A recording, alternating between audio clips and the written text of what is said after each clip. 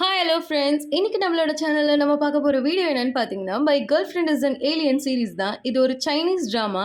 ஸ்பேஸ்லேருந்து வந்தக்கூடிய ஒரு alien robot எப்படி இங்க ஒரு மனுஷனை லவ் பண்ணி என்னென்னலாம் கலாட்டா பண்ணி அந்த பையனை லவ் பண்ண வைக்குதுன்றது தான் இந்த சீரிஸ்.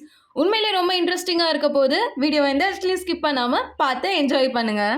ட்ராமாவோட ஸ்டார்டிங்கில் ஒரு லைட் வேகத்தில் ஒரு ஸ்பேஸ்ஷிப் மாதிரி அல்லது ஒரு ஷூட்டிங் ஸ்டார் மாதிரி ஒரு ப்ளூ லைட் வேகமாக ட்ராவல் பண்ணி பூமிக்குள்ளே வருது.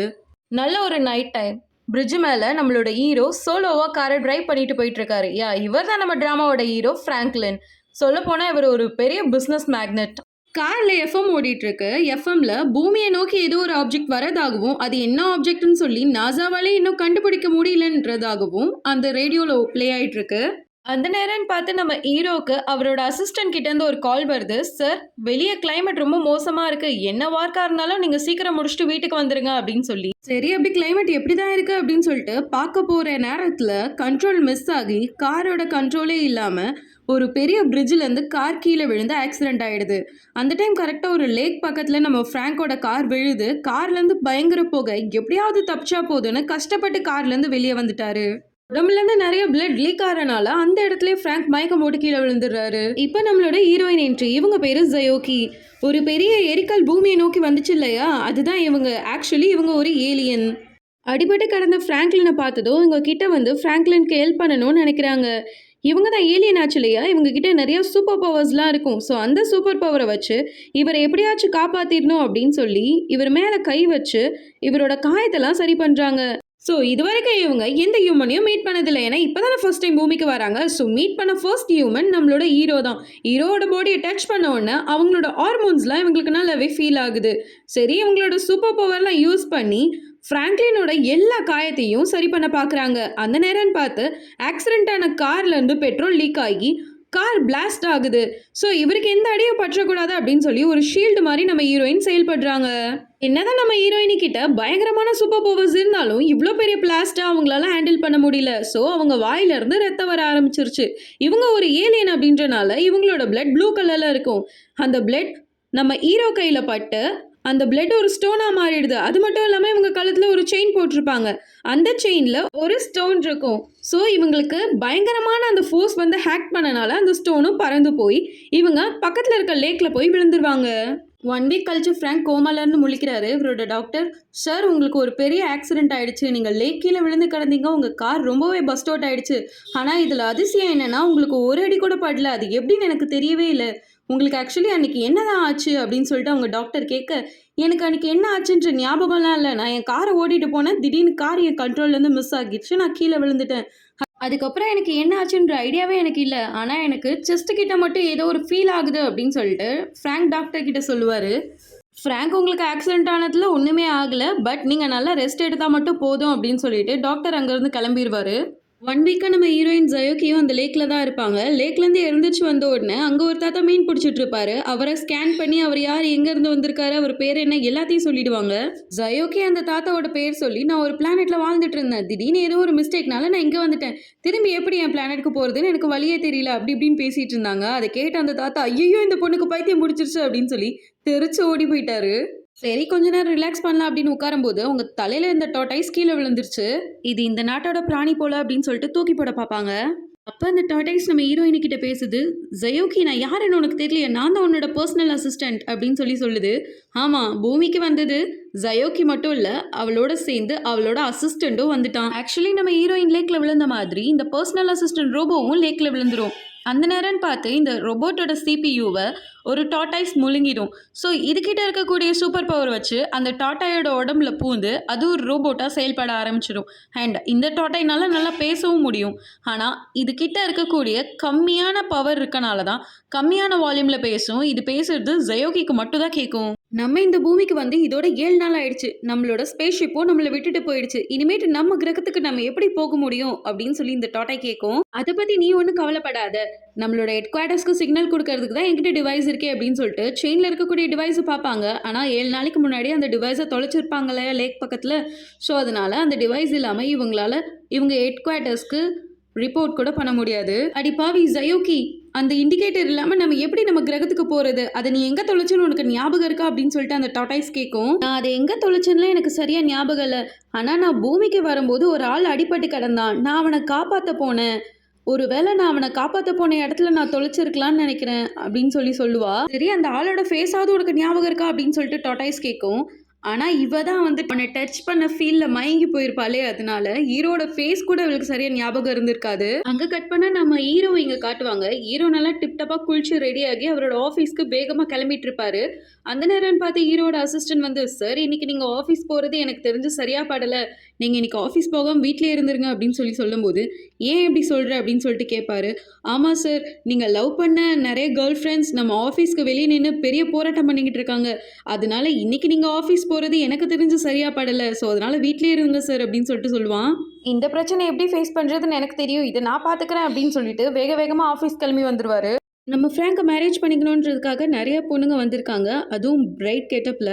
சுற்றி உள்ள எல்லா ரிப்போர்ட்டர்ஸ் மீடியாஸ்லாம் ஃப்ராங்கை ரொம்ப தப்பாகவே பேசிகிட்டு இருக்காங்க. அவர் ஒரு ப்ளே பாய், பொண்ணுங்களெல்லாம் ஏமாற்றுவாங்க அப்படி இப்படின்னு பேசிகிட்டு இருக்காங்க. ஃப்ராங்க் ரிப்போர்ட்டர்ஸ் அண்ட் மீடியாஸ் கிட்ட, இது எனக்கும் அந்த பொண்ணுங்களுக்கும் நடுவில் உள்ள பிரச்சனை, இது எங்கள் 2 பேருக்குள்ளே இருக்க பர்சனல், நீங்கள் யாரும் இதில் இன்வால்வ் பண்ணாதீங்க, இந்த பிரச்சனையை எப்படி சார்ட் அவுட் பண்ணுறதுன்னு எனக்கு தெரியும் அப்படின்னு சொல்லி ஆஃபீஸ்க்குள்ளே போயிட்டு அவங்க லவ் பண்ண வெளியே நிற்கிற ஒவ்வொரு பொண்ணையும் ஆஃபீஸ்க்குள்ளே வர சொல்லுவார். உள்ளே வந்த ஒரு பொண்ணுங்களுக்கும் அவங்களுக்கு என்ன தேவை, அவங்க ஃப்ராங்க் கிட்டேருந்து என்ன எக்ஸ்பெக்ட் பண்ணுறாங்க, அவங்களோட வாழ்க்கைக்கு தேவையானது என்ன அப்படின்னு புரிஞ்சுக்கிட்டு வந்தவங்க எல்லாருக்கிட்டையும் அவங்களுக்கு வேண்டியது எல்லாத்தையுமே ஃப்ராங்க் கொடுத்துட்றாரு. அவ்வளோதானே, வந்த வேலை முடிஞ்சிருச்சு அப்படின்னு சொல்லிட்டு எல்லா பொண்ணுங்களும் வெளியே வந்துடுறாங்க. அதுவும் ரொம்ப ஹாப்பியாக வந்துட்டு மீடியா கிட்ட, இது எங்களுக்கும் ஃப்ராங்க்குக்கும் நடுவில் உள்ள பிரச்சனை, நீங்கள் இன்வால்வ் ஆகாதீங்க, தேவையில்லாமல் ஃப்ராங்கை பற்றி தப்பாலாம் பேசாதீங்க, அவர் ஒன்றும் ப்ளே பாய்லாம் கிடையாது அப்படி இப்படின்னு பேச ஆரம்பிச்சிட்டாங்க. அது மட்டும் இல்லாமல் இது இவ்வளோ பெரிய இஷ்யூ ஆக்குனதே இந்த பொண்ணுங்க தான். ஆனால் இவங்க என்ன பண்ணிட்டாங்கன்னா, மீடியா மேலே தான் தப்பு அப்படின்னு சொல்லிட்டு அப்படியே மீடியா மேலே ப்ரொஜெக்ட் பண்ணிவிட்டு, இவங்க எல்லாரும் நாங்கள்லாம் நல்லவங்க, நீங்கள் மீடியா கெட்டவங்க, தேவையில்லாத விஷயத்தெல்லாம் பப்ளிஷ் பண்ணிக்கிட்டு இருக்காதீங்க அப்படின்ற மாதிரி சொல்லி அப்படியே போயிட்டாங்க. ஆக்சுவலி நம்ம ஹீரோ ஃப்ராங்க்குக்கு அனீமியா மாதிரி ஒரு டிசீஸ் இருக்குது. எப்பெல்லாம் அவர் மலையில் நினைறாரோ, மலையில் நினைறதுக்கு முன்னாடி எந்த பொண்ணோட பழகிட்டு இருந்தாரோ அந்த பொண்ணோட என்டையர் மெமரிஸையும் மறந்துடுவார். அண்ட் அது மட்டும் இல்லாமல் ஃப்ராங்க் நிறைய பொண்ணுங்களோட டேட் பண்ணுவார், பட் யாரையும் இது வரைக்கும் உண்மையாக லவ் பண்ணது கிடையாது.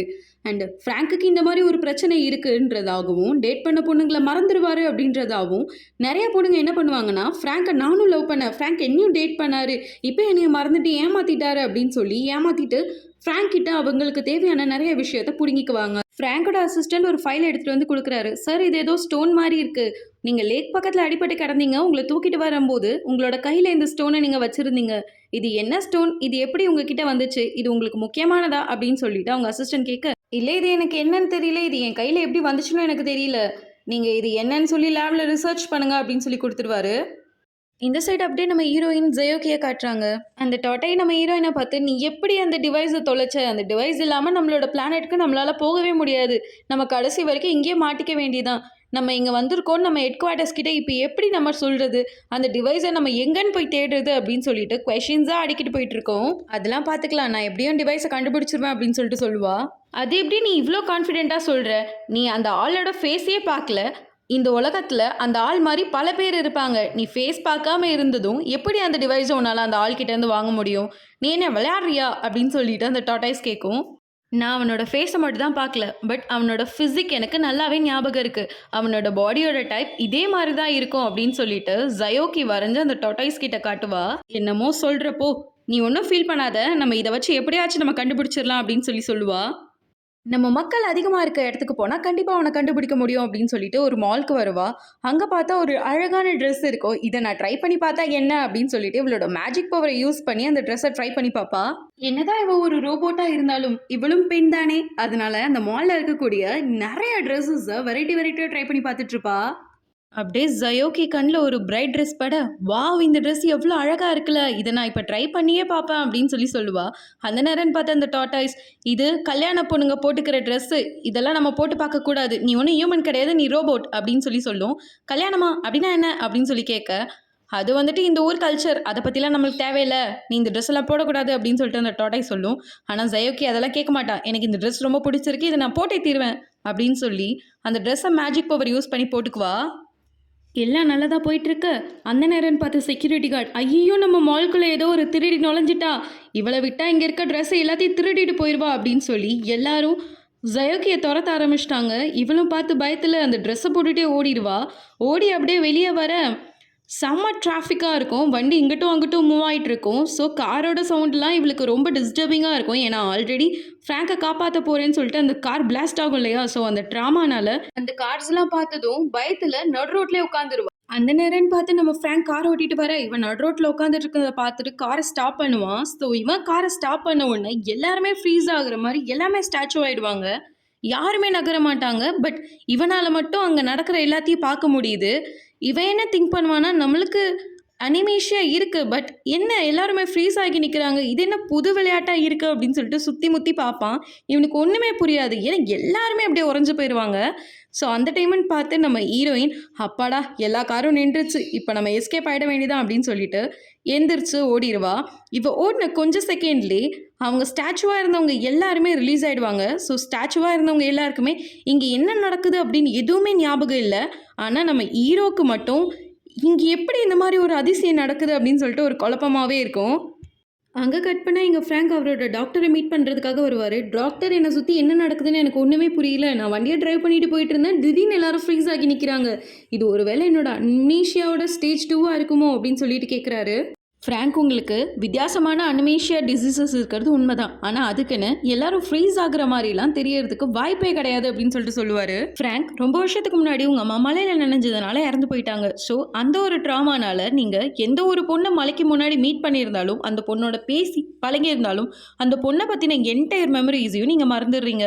ஸோ அது மட்டும் இல்லாமல் நிறைய டிப்ரெஷன் ஸ்ட்ரெஸ்ஸில் இருக்கிறனால உங்களுக்கு வண்டி ஃப்ரீஸ் ஆகுற மாதிரியும் சில அன்கான்ஷியஸ் திங்ஸ்லாம் நடக்கிற மாதிரி உங்களுக்கு தோணலாம். இதெல்லாம் நீங்கள் போட்டு பெருசாக எதுவும் குழப்பிக்காதீங்க, நான் கொடுக்குற மெடிசன்ஸை மட்டும் ஒழுங்காக எடுத்துக்கோங்க அப்படின்னு சொல்லிட்டு டாக்டர் சொல்வார். அங்கே கட் பண்ண அப்படியே நம்ம ஜயோக்கியை காட்டுறாங்க. இவங்க தான் நம்மளோட ஹீரோவை தேடிட்டு இருக்காங்களே. ஸோ தேடிட்டு இருக்கும்போது ஒரு பார்ட்டியை பார்க்குறாங்க. அந்த பார்ட்டியில் நிறைய மேல் மாடல்ஸ்லாம் வராங்க அப்படின்ற மாதிரி போட்டிருந்துச்சு. ஸோ மேல் மாடல் அப்படின்னாவே அவங்க ஃபிசிக்லாம் நல்லா செம்மையாக இருக்கும் இல்லையா. ஸோ கண்டிப்பாக இந்த இடத்துக்கு நம்ம ஹீரோ வருவார் அப்படின்னு சொல்லிட்டு நம்ம ஜயோக்கியை அந்த பார்ட்டியை போய் அட்டன் பண்ணியே ஆகணும் அப்படின்னு சொல்லிட்டு பார்ட்டிக்குள்ளே போயிடுவாங்க. ஸோ பார்ட்டிக்கு நிறைய மேல்ஸ் வந்துருந்தாங்க. ஸோ அவங்களோட ஃபிசிக்லாம் பார்க்கும்போது அவங்களோட ஹார்மோனில் அவங்களுக்கு நல்லாவே ஃபீல் ஆக ஆரம்பிக்குது. உடனே நம்ம டாட்டாய் குட்டி இருக்கான்றே, அவன் சொல்கிறான், சயோக்கி இந்த மாதிரி இடத்துக்குலாம் நீ வரவே கூடாது, இதெல்லாம் ரொம்ப தப்பான இடம், ஒழுங்கு மரியாதை இங்கேருந்து வா, வெளியே போகலாம் அப்படின்னு சொல்கிறான். அதெல்லாம் நீ எதுவும் சொல்லாத, நீ கொஞ்ச நேரம் அமைதியாரு, நம்ம தேடி வந்தவன் இங்கே தான் எங்கேயோ இருக்கான், நம்ம கண்டிப்பாக அவனை கண்டுபிடிச்சிடலாம் அப்படின்னு சொல்லிட்டு ஜயோக்கி சொல்லுவா. ஜயோக்கி, இங்கே பாரு, இந்த மனுஷ பயல்கள்லாம் ஆல்கஹால் குடிச்சிட்டு இருக்காங்க. இந்த ஆல்கஹால் நம்ம கிரகத்தில் தடை செஞ்சக்கூடிய லிக்விட், இதெல்லாம் நீ குடிச்சேன்னா நம்மளோட நிலைமை என்ன ஆகுறது, ஒழுங்கு மரியாதையை வா, இந்த இடமே நல்லால, நம்ம இங்கேருந்து வெளியே போகலான்னு அந்த டாட்டாய்ஸ் எவ்வளவோ சொல்லும். ஆனால் இவ அதெல்லாம் காது கொடுத்து கூட கேட்க மாட்டா.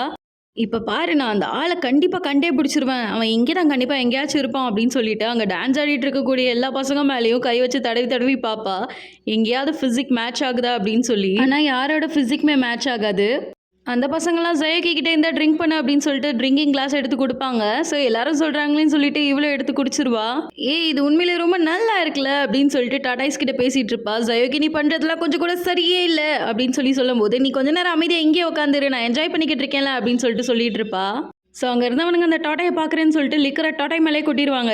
எவன்டா அவன் என் டாட்டாய் மேலே லிக்கரை கொட்டினது, எவன்டான்னு சொல்லுங்கடா அப்படின்னு கேட்கும்போது எல்லாரும் நைஸாக எஸ்கேப் ஆயிடுவானுங்க. சரி, அந்த டாட்டாய்க்கு என்ன ஆயிடுச்சுன்னு சொல்லிட்டு பார்க்கும்போது அது ஆக்சுவலி ஒரு ரோபோட்லையா. ஸோ அப்படியே ஸ்டன் ஆகி நின்றுச்சு.